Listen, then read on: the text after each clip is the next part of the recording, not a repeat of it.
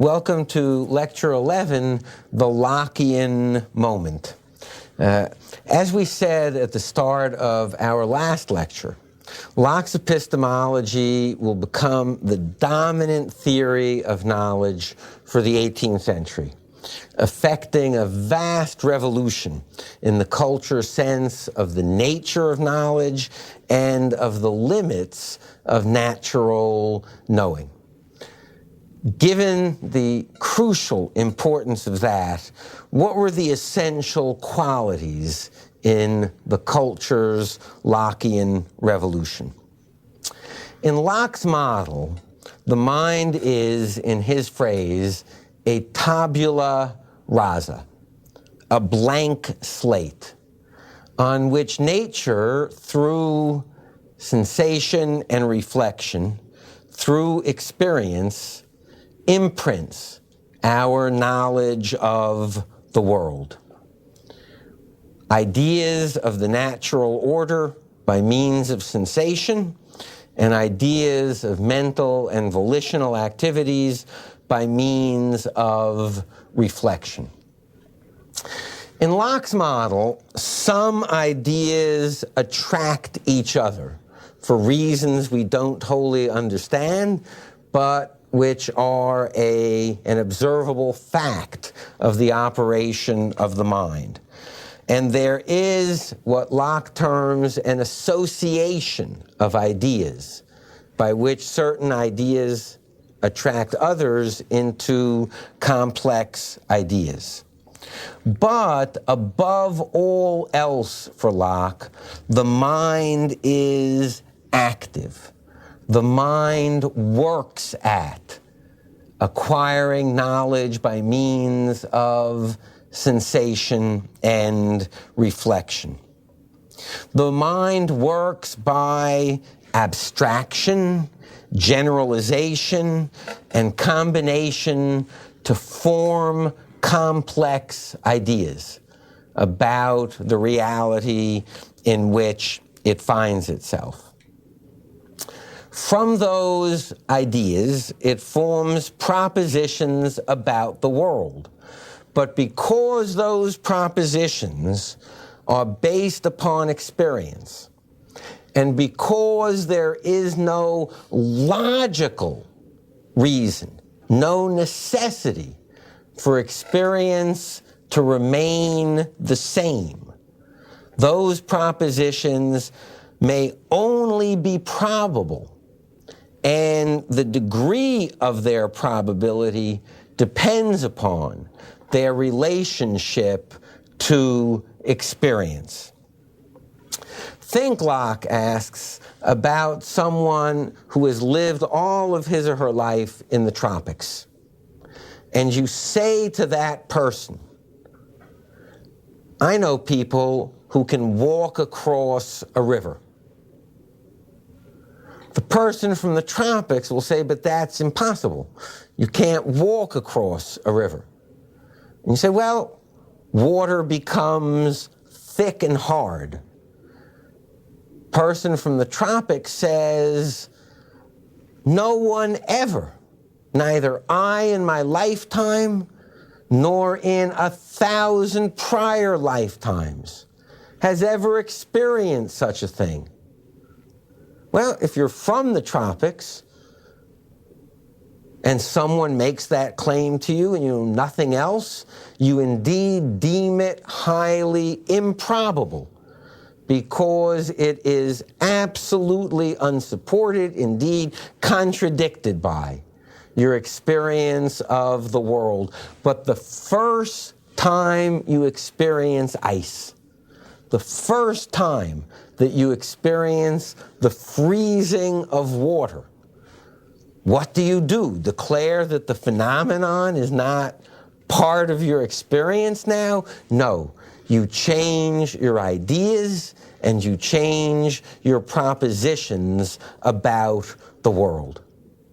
There is this categorical difference between logic and experience.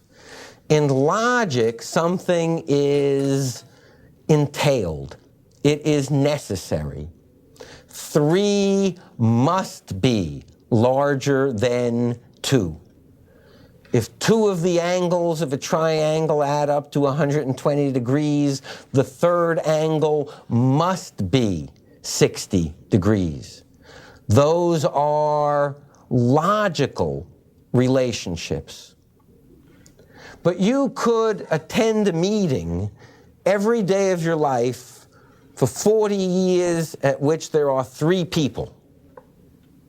And if someone says tomorrow there will be 3 people, that's highly probable.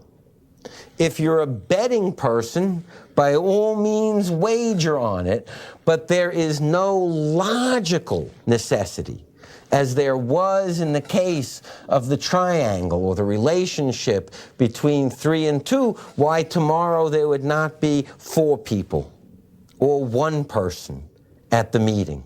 You're in the same position as the person in the tropics who never has seen water frozen and hard. So all of our propositions, not about logic, but about the world in which we find ourselves, may only be probable.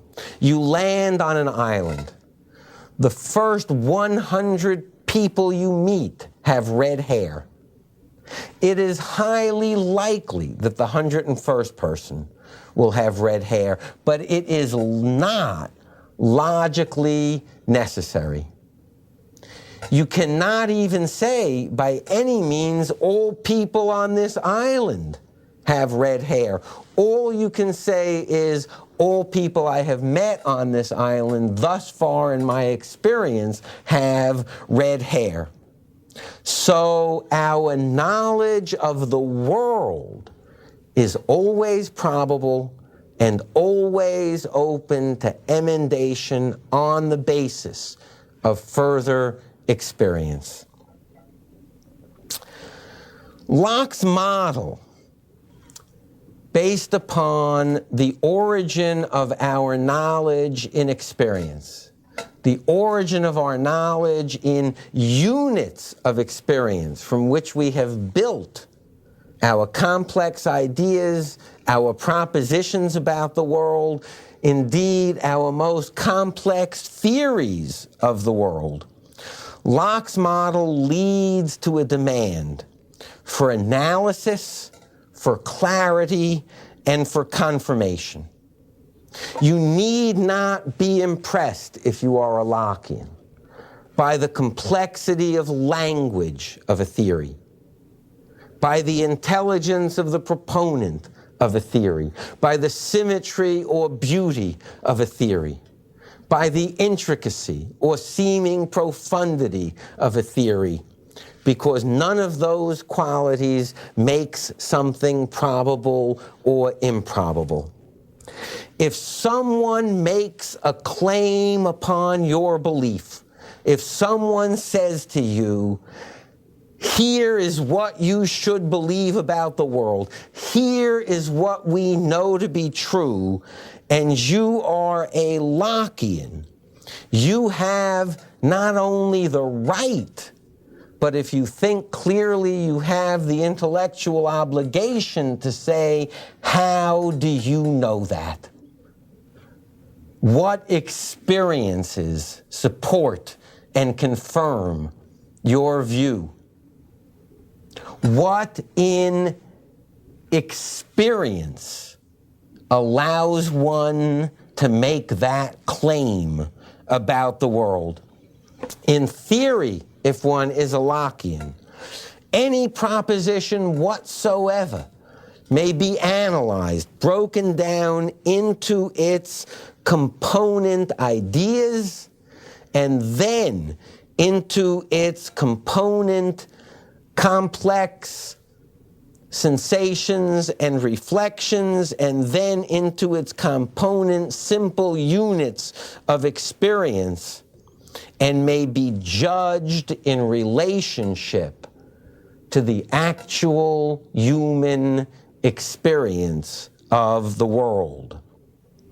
The world of real knowledge, then, in the Lockean Revolution, becomes, by analysis and experimental confirmation, a lucid world, an accessible world, an unmystifying world devoid of obscurity when it makes the only appropriate claims of human knowledge, probabilistic propositions about the world on the basis of human experience.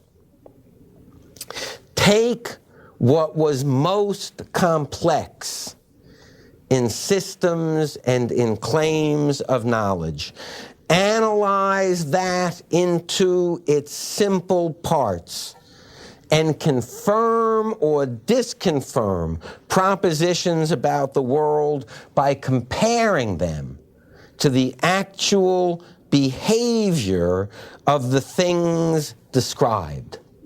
This becomes, in so many ways and in so many disciplines, and in the re-examination and criticism of so many systems and theories, the mission of the 18th century. And it is a mission bequeathed by Lockean epistemology. Let's talk about the implications of John Locke's model, of his epistemology. Some in the 18th century will attempt to mechanize Locke's view of the mind and of the formation of knowledge, consistent with the 17th century's view that mechanization of natural phenomena is the truest and most useful formulation about them.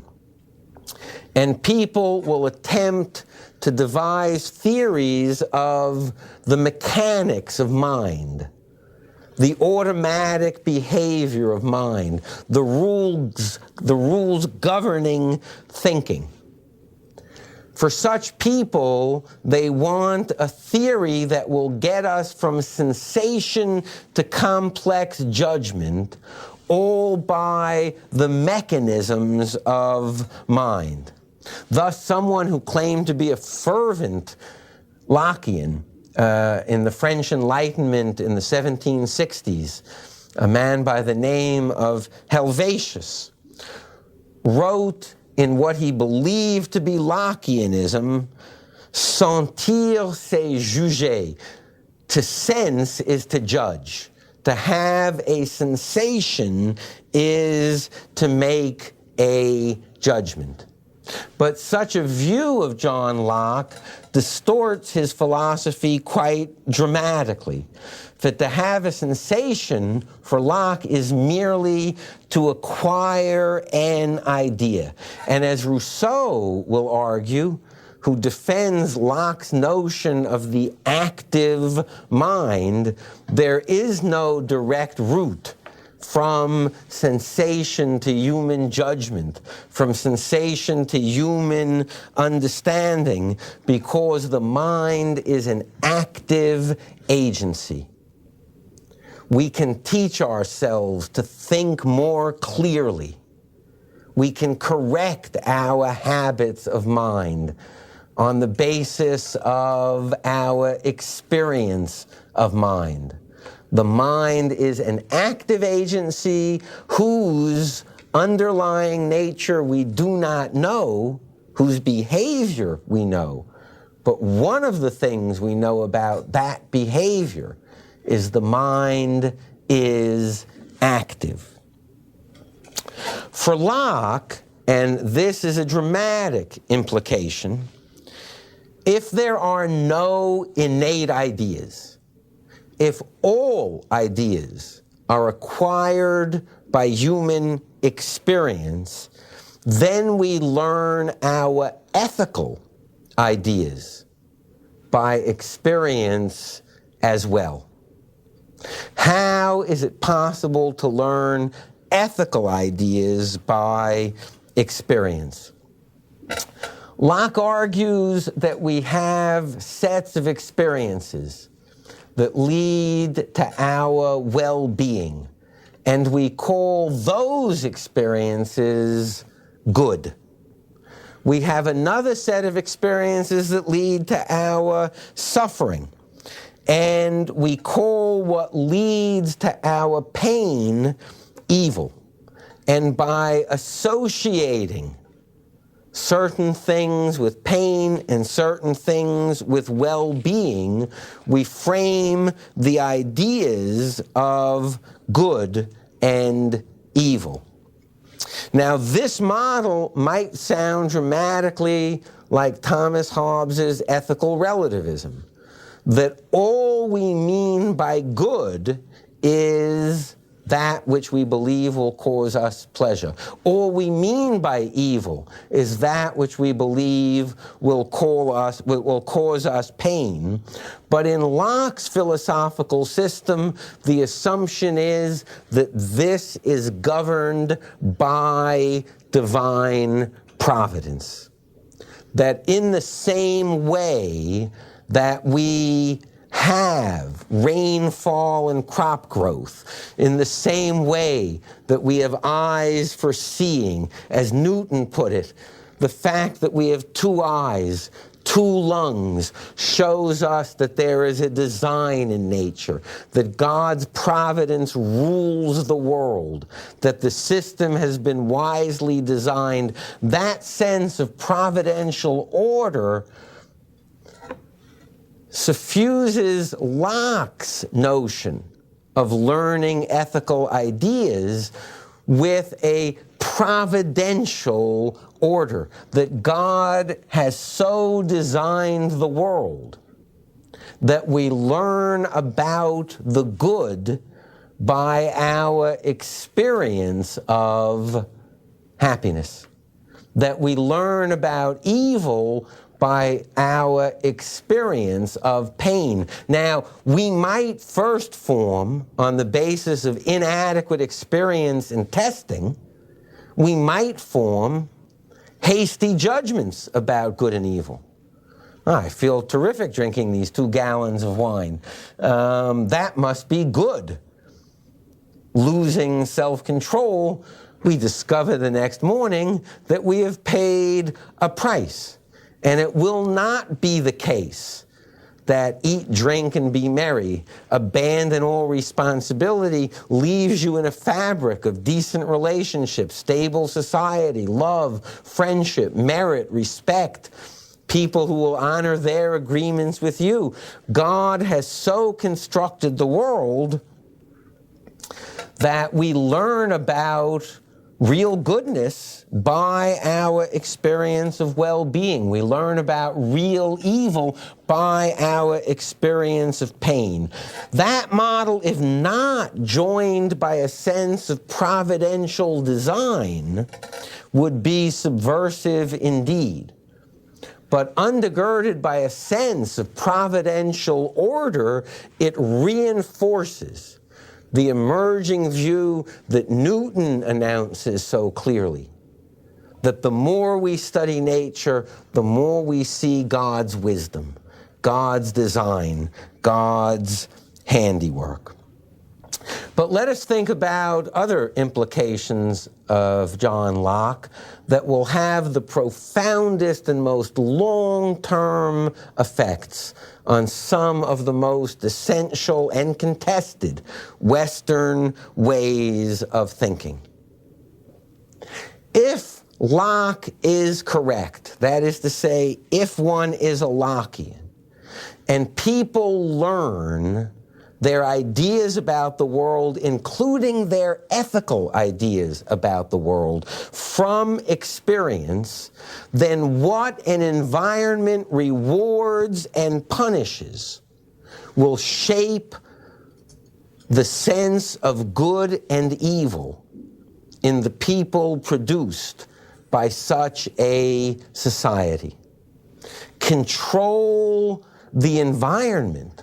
Alter the environment. You control or alter the ethical ideas of the human beings produced by any given system or society or place or family.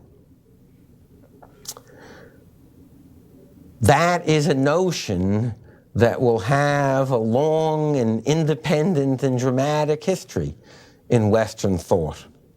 Or consider the relativistic implications of Locke.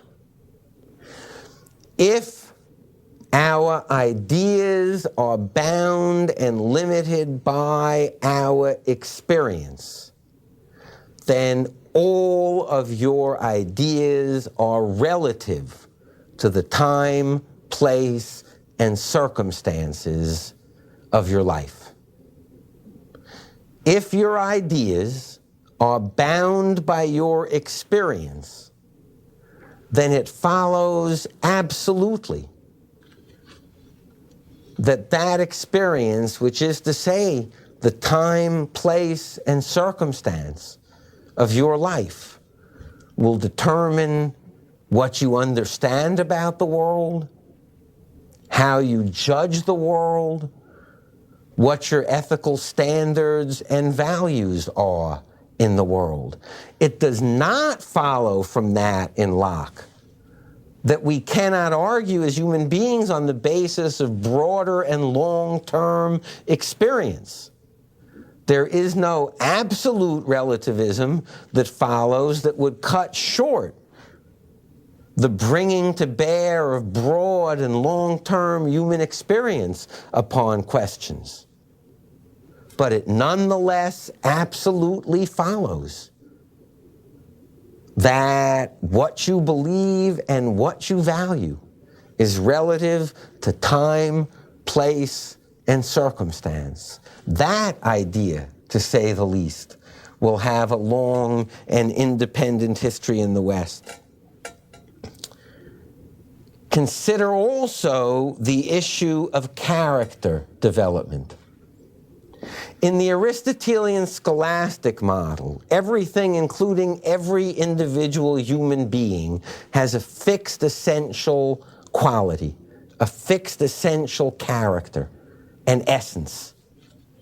If you look at medieval and 16th century drama, poetry, theater, what do we have?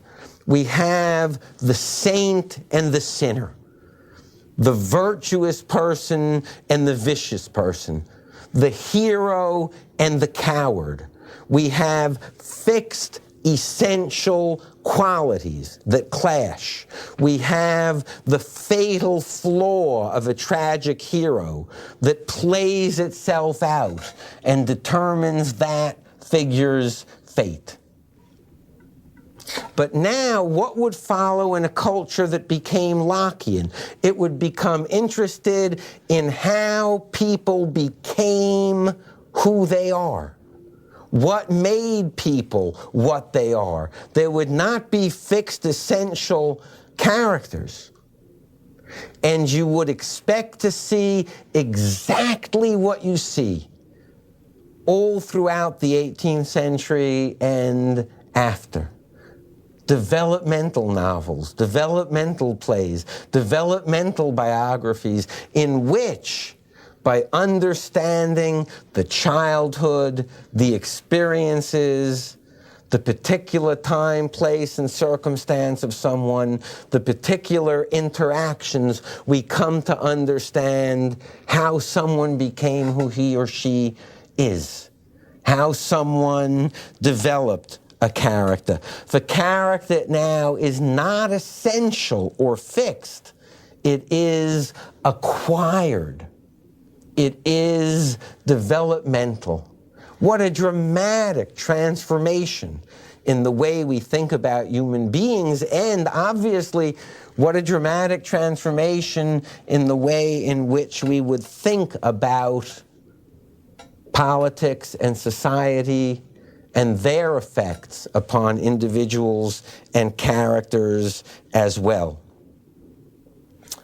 There are two dramatic problems bequeathed by Locke to his culture and indeed to two questions that will obsess the 18th century. The first is what is known as the specter of philosophical idealism. Idealism meaning that if all that we know are our ideas, and if we cannot know what corresponds to our ideas, what really is out there that gives rise to and corresponds to our ideas, then all that we know are the contents of our own minds. All that we know as ideas. The world is known as idea, not as substantial reality. That problem of potential philosophical idealism follows from Locke, and it will be grappled with throughout the 18th century and indeed beyond. The second dramatic question bequeathed by Locke is, how does one demonstrate the truth of religion if all of our knowledge is probabilistic and acquired by experience? And it leads Locke to write one of the great works of late 17th century Christian apologetics, recalling, as always, that apologetics means defense of the faith, not apology for the faith. Locke's work, The Reasonableness of Christianity, published in 1695. What does an empiricist's defense of Christianity look like? Why is it reasonable to be a Christian? We will see Locke's mind at work in his apologetics. First, my metaphor, it's not Locke's, to give you a sense of how he is thinking. Supposing you walk out one day from your house and you see that the clouds have formed a message in the sky. Alan, you're wrong. I exist, God. Your first thought is you might be hallucinating, dreaming. So you test for dream, you're awake.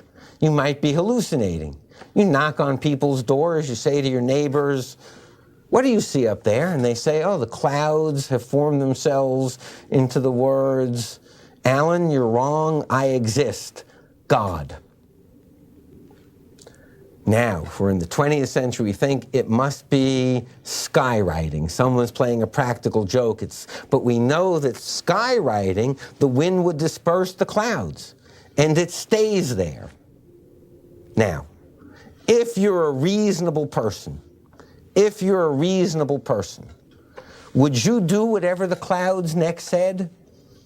Would you believe whatever the clouds next told you? If you walked out and one day those clouds said, right, John, you're wrong, I exist, God. And then 5 minutes later, it said, short IBM. Boy, you would mortgage the house, right? You'd be the most unreasonable person in the world not to. Why? Because that miracle is a stamp from God. That miracle tells you this comes from God. And you would have to be a madman. You'd have to be an imbecile.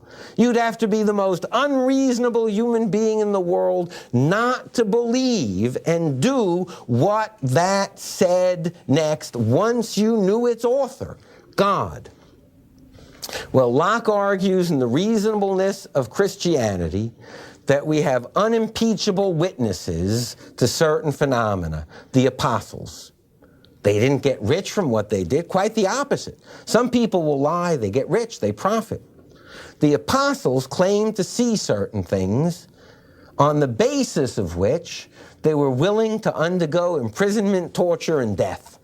Those are pretty good witnesses to have, right? If you were in court and you could produce witnesses who, in order to tell the truth about you, were going to be put to death and tortured, you couldn't ask for more unimpeachable witnesses. That's what we have in the apostles. And what do they tell us they saw? Lazarus raised from the dead. Food brought down from the heavens, storms calmed, Christ risen after 3 days. The fulfillment of prophecies in the ministry of Christ predicted in the Old Testament, that is God's empirical stamp upon Scripture, acquired by experience. And on the basis of that stamp of divine origin, it now is reasonable, indeed, it would be an act of madness not to. It now is reasonable to believe the content of Scripture rationally and reasonably read and understood. The drama is we have here a new philosophical defense of Christianity, self-confident, based upon empirical evidence of the truth of Christianity. The other side of that drama, as we shall see when we look at the 18th century, is it invites some of the most curious, interested, and remarkable minds of the 18th century to examine the question, did the miracles actually occur? Were the prophecies actually fulfilled? The legacy of John Locke, in all of its aspects, is a dramatic one. Thank you very much.